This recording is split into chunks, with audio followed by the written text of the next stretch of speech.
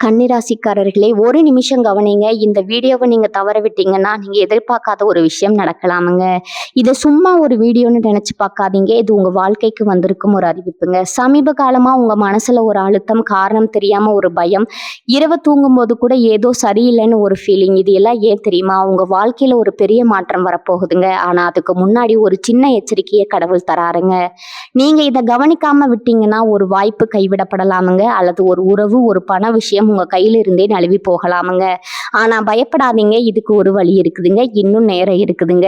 இப்போ உங்க மனசுல இருக்கிற அந்த ஒரு பெரிய கவலைய நினைச்சுக்கிட்டு கடவுள் எனக்கு துணைன்னு கமெண்ட்ல எழுதுங்க. அந்த ஒரு நம்பிக்கை உங்க பாதையை மாற வைக்குமுங்க.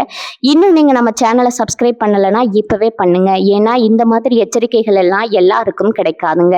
வாங்க உங்க வாழ்க்கையை மாற்றக்கூடிய அந்த ரகசியத்தை இப்பவே தெரிஞ்சுக்கலாமுங்க.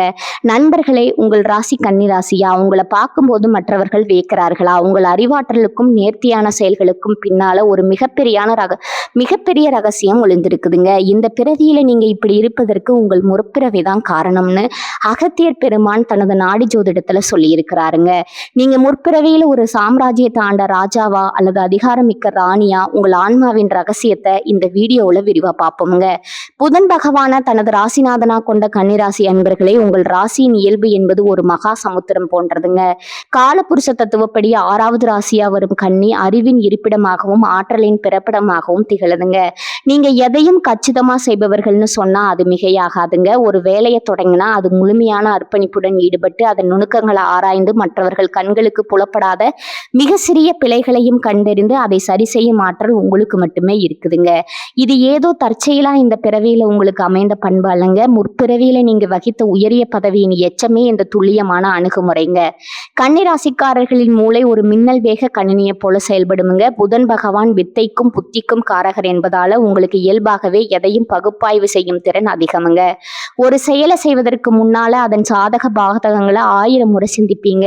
உங்க பேச்சுல ஒரு நிதானமும் தெளிவும் இருக்குமுங்க. தேவையற்ற வார்த்தைகளை தவிர்த்து சொல்ல வேண்டியதை சுருக்கமாகவும் ஆழமாகவும் சொல்லும் கலை உங்களுக்கு கைவந்த கலைங்க. மற்றவர்கள் குழப்பத்தில் ஆழ்ந்திருக்கும் வேளையில நீங்க மட்டும் அமைதியா இருந்து அந்த பிரச்சனைக்கான தீர்வை மிக எளிதா கண்டடைவீங்க. உங்க ராசியின் மிகப்பெரிய பலமே உங்க பொறுமை தாங்க. கடினமான உழைப்புக்கு நீங்க ஒருபோதும் அஞ்சுவதில்லைங்க. ஒரு சிற்பி எப்படி ஒரு கல்லை செதுக்கி அழகான சிலையா மாற்றுகிறாரோ அது போல நீங்க எடுத்துக்கொண்ட எந்த ஒரு காரியத்தையும் செதுக்கி சிறப்பா முடிப்பீங்க. கன்னிராசி என்பது நிலராசியாகுமுங்க. நிலத்தை போலவே நீங்க பொறுமைசாலியாகவும் யதார்த்தமானவராகவும் இருப்பீங்க. கற்பனை உலகில மிதப்பதை விட தரைமட்டத்துல நின்று உண்மையை ஆராய்வதே உங்கள் பாணிங்க. மற்றொரு சிறப்பம்சம் என்னவென்றால் கன்னிராசியினர் இயற்கையிலேயே தூய்மையை விரும்புவீங்க. உங்கள் சுற்றுப்புறம் மட்டுமின்றி உங்கள் எண்ணங்களும் தூய்மையாக இருக்க வேண்டும்னு விரும்புவீங்க. ஒழுக்கமான வாழ்க்கை முறை, நேர்த்தியான உடை, மற்றவர்களுக்கு மரியாதை அளிக்கும் குணம் ஆகியவை உங்கள் ஒரு முழுமையான மனிதரா காட்டுதுங்க. ஒரு அரண்மனையில அமைச்சராகவோ அல்லது கணக்கதிகாரியாகவோ முற்பிறவியில இருந்திருந்தா இப்போது உங்களுக்கு திட்டமிடுதல் பெரும் ஆர்வம் இருந்திருக்குமுங்க. காலையில எழுந்ததிலிருந்து இரவு உறங்கும் வரை ஒவ்வொரு நிமிடத்தையும் பயனுள்ளதா மாற்ற வேண்டும்ங்கிற உந்துதல் உங்களுக்குள்ள எப்போதும் ஓடிக்கொண்டே இருக்குமுங்க. உங்களிடம் இருக்கும் நுணுக்கமான கவனிப்பு திறன் வியக்கத்தக்கதுங்க. ஒரு கூட்டத்துல நீங்க அமைதியா அமர்ந்திருந்தாலும் அங்கு நடக்கும் ஒவ்வொரு அசைவையும் உங்கள் கண்கள் பதிவு செய்து கொண்டே இருக்குமுங்க. யார் உண்மை பேசுகிறார்கள், யார் நடிக்கிறார்கள் என்பதை உங்கள் உள்மனம் சற்றென்று கணித்து விடுமுங்க. இந்த உள்ளுணர்வு என்பது பல பிறவிகளா தொடருங்க. ஆண்மை ஞானத்தின் வெளிப்படணுங்க. கன்னிராசியினர் மற்றவர்களுக்கு உதவி செய்வதில் அள்ளி கொடுக்கும் குணம் கொண்டவங்க. ஆனா அதை விளம்பரப்படுத்தி கொள்ள உங்களுக்கு பிடிக்காதுங்க. மற்றவர்களின் துன்பத்தை போக்க நீங்க எடுக்கும் முயற்சிகள் அனைத்தும் மிக ரகசியமாகவும் கண்ணியமாகவும் இருக்குமுங்க. சேவை மனப்பான்மை உங்கள் ரத்தத்திலே உரிய ஒன்றுங்க. ஒரு நிர்வாகத்தை சீரமைப்பதில் உங்களுக்கு நிகர் நீங்களேங்க. குழப்பமான சூழலை சீர் செய்து அதை ஒரு நேர்கோட்டில் கொண்டு வரும் வித்தை உங்களுக்கு தெரியுமுங்க. உடல் ஆரோக்கியத்திலும் நீங்க அதிக கவனம் செலுத்துவீங்க. உங்கள் உணவு பழக்கம், உடற்பயிற்சி என அனைத்திலும் ஒரு கட்டுக்கோப்பு பின்பற்றுவீங்க. இந்த நேர்த்தி தான் உங்களை மற்ற ராசிகளிடமிருந்து தனித்து காட்டுதுங்க. கன்னி ராசியின் ராசி என்பதால ஆண்களா இருந்தாலும் சரி, பெண்களா இருந்தாலும் சரி, அவர்களிடம் ஒரு மென்மையான போக்கும் அதே சமயம் உறுதியான முடிவெடுக்கும் திறனும் கலந்திருக்குமுங்க. நீங்க ஒரு விடயத்த அணுகுமுறை என்பது விஞ்ஞான பூர்வமானதுங்க.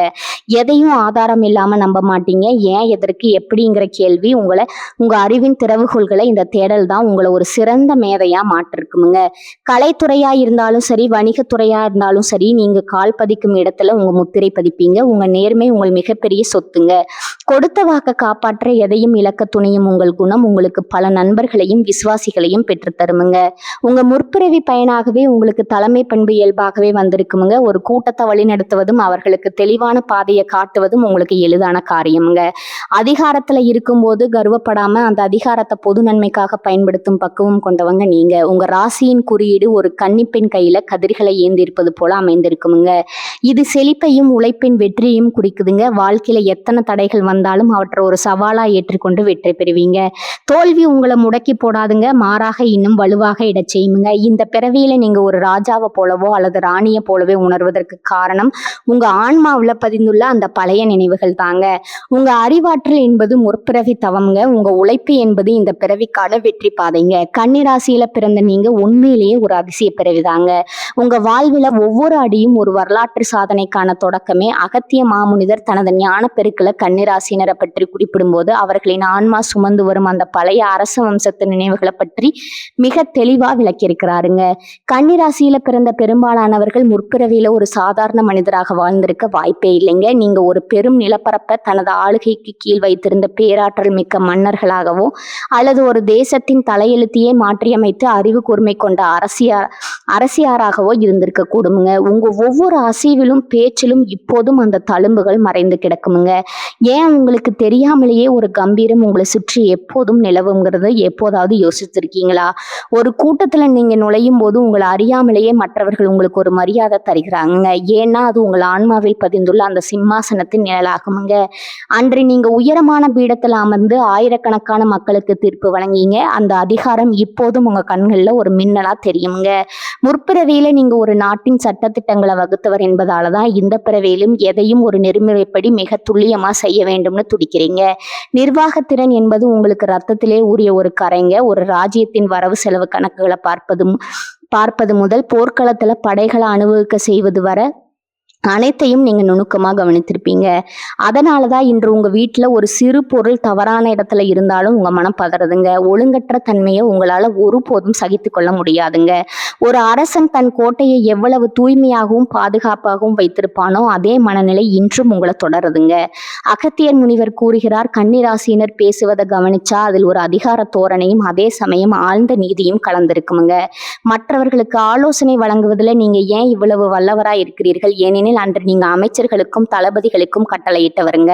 மக்களின் குறைகளை கேட்டு அவர்களுக்கு நல்வழி காட்டிய அந்த அனுபவம் இப்போதும் உங்கள் ஆள் மனதுல ஒரு ஞானமா தங்கி இருக்குதுங்க. இந்த பிறவியில நீங்க ஒரு எளிய நிலையில இருந்தாலும் கூட உங்களை நாடி 10 பேர் வந்து அறிவுரை கேட்கிறார்கள் என்றால் அது உங்கள் முற்பிறவி பட்டறையின் வெளிப்பாடாவே இருக்குமுங்க. முற்பிறவியில நீங்க ஒரு ராஜாவா இருந்த போது உங்கள் குடிமகனின் நலனுக்காக தனிப்பட்ட ஆசைகளை தியாகம் செய்திருப்பீங்க. அந்த தியாக உணர்வு தான் இப்போது உங்கள் குடும்பத்திற்காகவோ அல்லது நண்பர்களுக்காகவோ உங்களை வருத்தி கொள்ள தூண்டுதுங்க. ஒரு ராணிக்கு இருக்க வேண்டிய அந்த பொறுமையும் நிதானமும் தொலைநோக்கு பார்வையும் கன்னிராசி பெண்களிடம் என்றும் அச்சாசலா இருப்பதை பார்க்கலாமுங்க. ஆடம்பரம் உங்கள் கண்களுக்கு தெரிந்தாலும் உங்கள் உள்ளம் எப்போதும் எளிமையையும் அதே சமயம் ஒரு உயர்வான தரத்தையும் மட்டுமே தேடுமுங்க. மலிவான எதையும் உங்கள் மனம் ஏற்காது. ஏனெனில் உங்கள் ஆன்மா ராஜவம்சத்து தரத்தை பழகிவிட்டதுங்க. அரசு சபையில நுழையும் போது ஒரு அரசன் எப்படி தனது ஆடையையும் நடையையும் சீராக வைத்திருப்பானோ அதே போன்றுதான் நீங்களும் பொது இடங்களுக்கு செல்லும் போது மிக நேர்த்தியா இருக்க விரும்புவீங்க. உங்க பேச்சுல ஒரு சத்தியம் இருக்குமுங்க. அன்று நீங்க இட்ட கட்டளைகளே அந்த நாட்டின் சட்டங்களா இருந்துச்சுங்க. அதனாலதான் இன்று யாராவது பொய் சொன்னாலோ அல்லது அநீதி இழைத்தாலோ உங்க ரத்தம் கொதிக்குதுங்க. அநீதியை கண்டு பொங்குவது என்பது ஒரு போர் வீரனுக்கோ அல்லது ஒரு மன்னனுக்கோ உரிய இயல்பாகுமுங்க. கன்னிராசியின் கைகள்ல இருக்கும் அந்த நெற்கதிர்கள் நீங்கள் முற்பிறவியில உங்க மக்களுக்கு வழங்கிய செழிப்பை குறிக்குதுங்க. பசிப்பினி போக்கிய ஒரு வள்ளலாக நீங்க இருந்திருக்கலாமுங்க. அகத்தியர் தனது நாடிச்சுவடிகள்ல கன்னிராசினர் முற்பிறவியில செய்த தர்ம காரியங்களே இந்த பிறவியில அவர்களை காக்கும் கவசமா இருப்பதாக குறிப்பிடுகிறாருங்க. நீங்க செய்த தான தர்மங்கள் தான் இன்று உங்களுக்கு வரும் ஆபத்துகளிலிருந்து உங்களுக்கு ஒரு கண்ணுக்கு தெரியாம ஒரு கரமா வந்து காப்பாத்துதுங்க. சிம்மாசனத்துல அமர்ந்து தீர்ப்பு வழங்கிய அந்த பழைய காலத்து நினைவுகள் சில நேரங்கள்ல உங்களுக்கு ஒரு தனிமையை தரலாமுங்க. யாரும் என்னை புரிந்து கொள்ளல அப்படிங்கிற எண்ணம் அடிக்கடி உங்களுக்கு வரலாமுங்க. அது ஏன்னா எதனால தெரியுமா? ஒரு அரசன் எப்போதும் தனிமையில தான் இருப்பான். அவன் எடுக்கும் முடிவுகள் கடினமானவை, மற்றவர்களுக்கு அது புரியாதுங்க. அதே போன்ற ஒரு தனிமை உணர்வை நீங்க இப்போதும் உணர்கிறீர்கள் என்றால் நீங்க முற்பிறவியில ஒரு உன்னதமான தலைவனா இருந்திருப்பீர்கள் என்பதற்கு அதுவே சாட்சிங்க. உங்க கண்கள் எப்போதுமே எதையோ தேடிக்கொண்டிருக்குங்க. ஒரு புதிய இடத்திற்கு சென்றா கூட அங்குள்ள குறைகளை கண்டுபிடித்து அதை எப்படி சீரமைக்கலாம்னு உங்க மூளை யோசிக்குங்க. இது ஒரு சிறந்த ஆட்சியாளரின் லட்சணம்ங்க. முற்பிறவியில ஒரு சிதமடைந்த ராஜ்யத்தை நீங்க கட்டி எழுப்பியிருக்கலாமுங்க, அல்லது பஞ்சத்தில் வாடிய தேசத்தை வளமான தேசமா மாற்றி இருக்கலாமுங்க. அந்த புத்தாத சிந்தனையை இப்போதும் உங்களுக்குள்ள ஊற்றெடுத்து கொண்டே இருக்குமுங்க. அகத்திய முனிவர் காட்டும் இந்த பாதை உங்கள் ஆன்மாவின் ஆழத்தை உங்களுக்கு உணர்த்துதுங்க. நீங்க சாதாரணமானவர் அல்லங்க. உங்க ஒவ்வொரு சொல்லும் ஒரு மந்திரம்ங்க. உங்கள் ஒவ்வொரு செயலும் ஒரு நீதிங்க. முற்பிறவியில நீங்க இழந்த அந்த மகுடத்தை இந்த பிறவியில உங்க அறிவாலும் உழைப்பாலும் மீண்டும் சுட்டி கொள்வீங்க. ராஜாவாகவோ ராணியாகவோ வாழ்ந்த அந்த நினைவுகள் உங்கள் நரம்புகள்ல ஓடிக்கொண்டிருக்குதுங்க. அதை உணர்ந்து நீங்க செயல்பட்டா இந்த புவியில உங்களை வெல்ல யாருமே இல்லைங்க. உங்கள் கம்பீரமும் நிலைக்கட்டும்ங்க. உங்கள் புகழ்வட்டும் முற்பிறவியில நீங்க ஒரு சாம்ராஜ்யத்தை ஆண்ட மன்னராகவோ அல்லது அரசியராகவோ இருந்ததன் விளைவுங்க. இந்த பிறவியில உங்க அன்றாட வாழ்வின் ஒவ்வொரு அணுவிலும் பிரதிபலிக்குதுங்க. நீங்க இன்று ஒரு சாதாரணமான பணியில இருக்கலாமுங்க, அல்லது ஒரு சிறிய இல்லத்தை நிர்வகிப்பவரா இருக்கலாமுங்க. ஆனா உங்க உள்ளத்துல இருக்கும் அந்த தலைமை பண்பு உங்களை அறியாமலே உங்களை ஒரு வழிகாட்டியா மாற்றுதுங்க. ஒரு சிம்மாசனத்துல அமர்ந்து ஆணை பிறப்பித்த அந்த ஆன்மா என்று ஒரு அலுவலகத்திலோ அல்லது ஒரு பொது இடத்திலோ இருக்கும்போது அங்குள்ள குறைகளை சுட்டி காட்டி அதை சீரமைக்க துடைக்குதுங்க. மற்றவர்கள் குழம்பி போய் நிற்கும் வேளையில நீங்க மட்டும் மிக தெளிவான முடிவுகளை எடுப்பீங்க. இது எதனால் தெரியுமா? அன்ற தேசத்தின் தலைவிதியை நிர்ணயித்த அந்த அனுபவம் உங்கள் ஆள் மனதில் இப்போதும் ஒரு சுடரா எரிந்து கொண்டு இருக்குதுங்க. பொருளாதாரத்தை நிர்வகிப்பதில் உங்களுக்கு நிகர் நீங்களேங்க. ஒரு நாட்டின் கருவூலத்தை எப்படி காக்க வேண்டும், வரவு செலவு கணக்குகளை எப்படி துல்லியமா வைத்திருக்க வேண்டும் என்பதில் அன்று நீங்கள் காட்டிய அதே அக்கறையை இன்று உங்கள் குடும்ப பொருளாதாரத்திலும் காட்டுறீங்க. வீண் விரயங்களை நீங்க ஒருபோதும் அனுமதிக்க மாட்டீங்க. சிக்கனம் என்பது உங்களிடம் இருக்கும் ஒரு பெரும் கலைங்க. ஆனா அந்த சிக்கனம் என்பது கஞ்சத்தனம் அல்லங்க, அது ஒரு ராஜதந்திரம்ங்க. தேவையற்ற இடங்களுக்கு ஒரு காசையும் செலவிடாத நீங்க ஒரு நல்ல காரியம்னு வந்துவிட்டா தாராளமா வாரி வழங்கும் வள்ளலாகவும் மாறுவீங்க. இதனென்று நீங்கள் செய்த அர்ப்பணிகளின் தொடர்ச்சியாகுங்க. இருப்பினும் முற்பிறவி கர்மா என்பது ஒரு நிழலை போல தொடரக்கூடியதுங்க. அன்று நீங்க ஒரு ஆட்சியாளராக இருந்த போது சில கடினமான முடிவுகளை எடுத்திருக்கலாமுங்க. ஒரு நாட்டின் நலனுக்காக சிலர் தண்டித்து இருக்கலாமுங்க, அல்லது சிலரின் கோபத்திற்கு ஆளாகியும் இருக்கலாமுங்க. அந்த முற்பிறவி வினைகளின் தாக்கத்தால இந்த பிறவியில நீங்க சில போராட்டங்களை சந்திக்க நேரிடுதுங்க. குறிப்பா நீங்க மற்றவர்களுக்கு எவ்வளவோ நன்மைகளை செய்தாலும் அவர்கள் உங்களை புரிந்து கொள்ளாம முதுகுக்கு பின்னால பேசுவதையோ அல்லது உங்களுக்கு எதிராக செயல்படுவதையோ நீங்க கவனித்திருப்பீங்க. ஒரு மன்னன் எப்போதுமே புகழ்ச்சிகளையும் இகழ்ச்சிகளையும் சமமா சந்திக்க வேண்டி இருக்குமுங்க. அதே நிலைதான் இன்றும் உங்களுக்கு தொடருதுங்க. நீங்க உண்மையா இருந்தாலும் உலகம் உங்களை சந்தேக கண்ணோடு பார்ப்பது உங்கள் முற்பிறவி சுமையின் ஒரு பகுதியே ஆகுமுங்க. உறவுகளுக்குள்ள ஏற்படும் சிக்கல்கள் கூட உங்கள் முற்பிறவி தாக்கத்தினால இருக்கலாமுங்க. அன்று நீங்க ஒரு அதிகாரமிக்க இடத்துல இருந்த போது உங்க சொல்லே சட்டமாக இருந்ததுங்க. அந்த அதே அதிகார தோரணை இப்போதும் உங்க பேச்சுல வெளிப்படுவதால உங்க அன்புக்குரியவர்கள் அதை ஒரு கட்டளையா எடுத்துக்கொண்டு உங்களிடமிருந்து விலகி செல்லக்கூடுமுங்க. உங்களை விட அறிவில் குறைந்தவர்கள் உங்களை சூழ்ந்திருக்கும் போது அவர்களுக்கு தெளிவுபடுத்த நீங்க எடுக்கும் முயற்சிகள் சில நேரங்கள்ல அவர்களுக்கு எரிச்சலை தரலாமுங்க. ஆனா நீங்க எப்போதுமே நீதியின் பக்கமே நிற்பீங்க. அநீதி இழைக்கப்படுவதை கண்டா அன்று வாளேந்தி அதே வீரம் இன்று உங்கள் சொல்ல வெளிப்படுங்க. உங்க உடல் நலத்துல கூட ஒரு விசித்திரமான தன்மை இருக்குமுங்க. ராஜவம்சத்தினர் உண்ணும் உணவிலும் தங்கும் இடத்திலும் எவ்வளவு சுத்தத்தையும் நேர்த்தியையும் எதிர்பார்க்கிறார்களோ அதே போன்ற ஒரு நுணுக்கமான எதிர்பார்ப்பு உங்களிடம் இப்போது இருக்குமுங்க. ஒரு சிறு அசுத்தத்தை கூட உங்களுடைய உடல் ஏற்க மறுக்குமுங்க.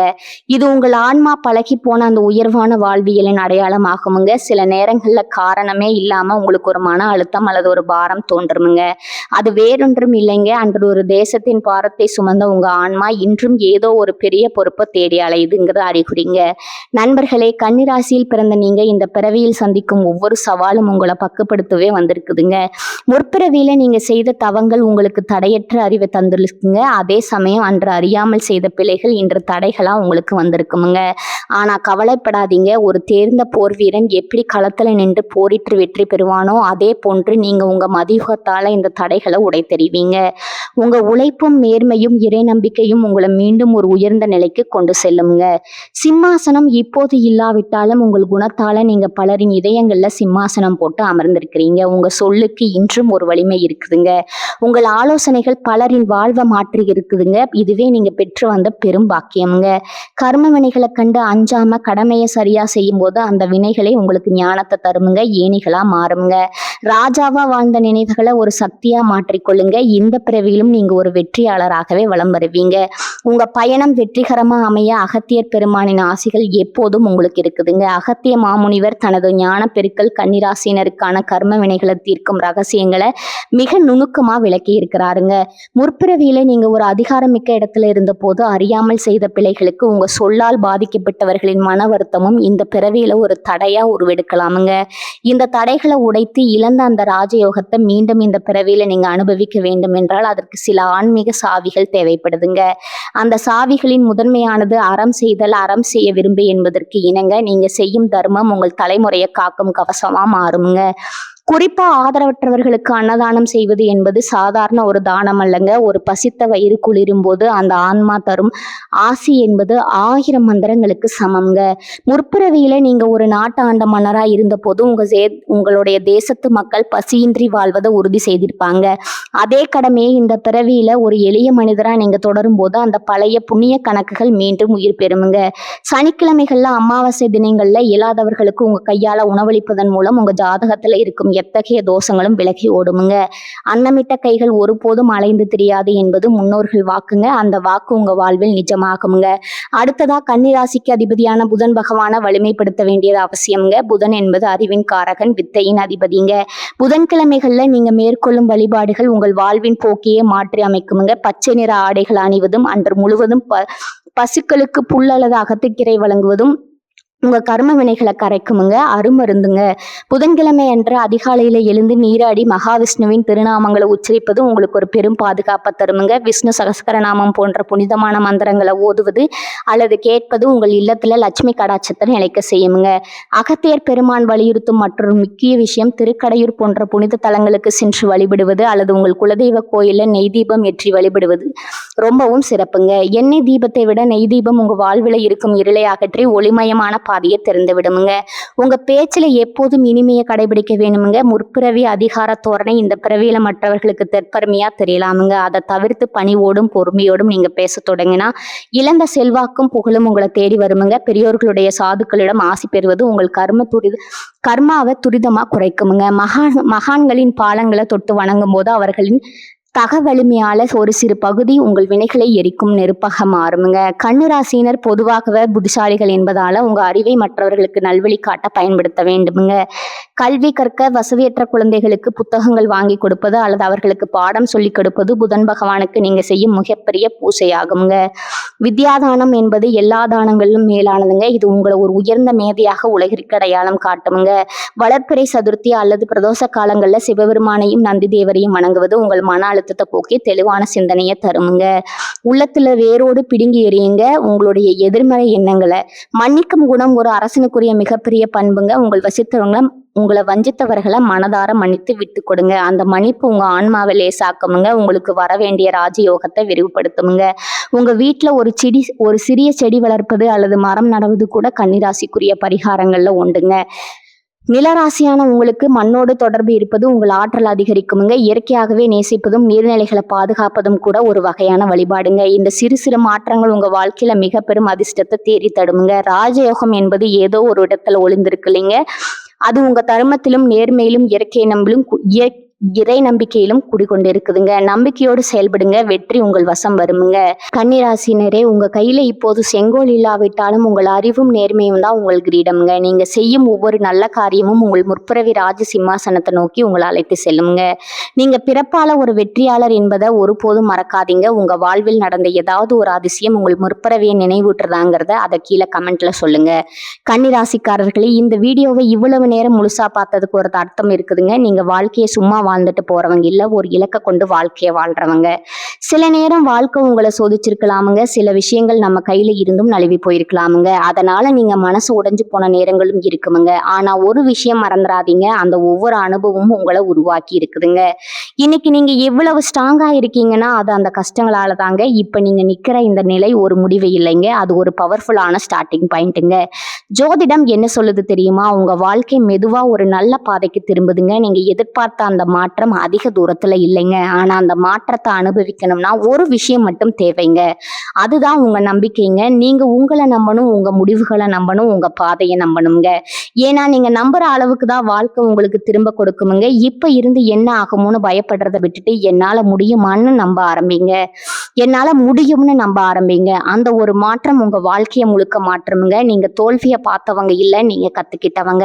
நீங்க தள்ளப்பட்டவங்க இல்ல, நீங்க மேல ஏறுற வழியில இருக்கிறவங்க. இப்ப ஒரு நிமிஷம் கண்களை மூடுங்க. உங்க வாழ்க்கை எப்படி இருக்கணும்னு நீங்க நினைக்கிறீங்களோ அந்த காட்சியை மனசுல நினைச்சு பாருங்க. அது சாத்தியம் இல்லைன்னு யாரும் சொல்ல முடியாதுங்க. ஏன்னா அந்த சக்தி உங்களுக்குள்ள இருக்குதுங்க. ஜோதிடம் உங்களுக்கு வழிகாட்டுதுங்க. ஆனா அந்த வழியில நடக்கிற சக்தி, தைரியம், முடிவு அது முழுக்க முழுக்க உங்க கையில தான் இருக்குதுங்க. இப்ப இருந்து ஒரு முடிவு எடுத்துடுங்க. என்ன நடந்தாலும் நான் முன்னேறி போவேன்னு, என்ன தடைகள் வந்தாலும் நான் நிக்க மாட்டேன்னு. என் வாழ்க்கையை நான் மாற்றுவேன். இந்த முடிவை எடுத்த அந்த நிமிஷத்துல இருந்து உங்க வாழ்க்கை மாற ஆரம்பிச்சிருக்குங்க. நம்பிக்கையோட இருங்க. பாசிட்டிவா நினைச்சுக்கோங்க. நீங்க டிசர்வ் பண்ற அந்த சந்தோஷம், வெற்றி, அமைதி அது உங்களை கண்டிப்பா தேடி வருங்க. கன்னிராசிக்காரர்களே, நீங்க சாதிக்க பிறந்தவர்கள், நீங்க ஜெயிக்க பிறந்தவர்கள். நல்லதே நடக்குமுங்க. நிச்சயமா நடக்குமுங்க. வாழ்க வளமுடன். நன்றி, வணக்கம்.